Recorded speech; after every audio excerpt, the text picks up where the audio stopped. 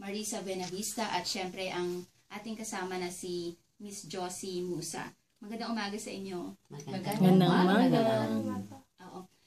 Kausapin muna natin si Josie. Josie, itong Hamon ng Kampiyon ay sa pamumuno ng Radyo Adhika. Ano ba yung layunin ng Radyo Adhika para sa pagganap o pagsasagawa nitong Hamon ng Kampiyon? Okay, itong Radyo Adhika o Adhika Filipino program ng WOW FM 100.7 is isang community radio.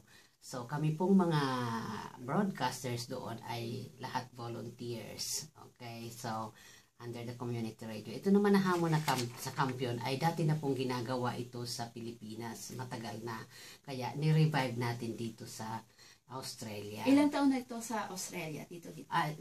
Ngayon pa lang actually. This is the first time na nag-initiate actually nito ay ang ating Field Press na walang iba, ang ating convener ang nag-encourage sa atin na simulan ito dito na si Tito Jimmy Pimentel.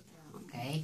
So, kaya ngayon po, sa 22nd of March, ay gaganapin itong Adhika at saka Adhika Inc.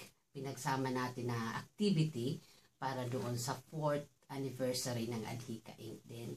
So, itong mga kasama natin na mga kabataan ay gusto nating i-promote ang kanilang mga talento.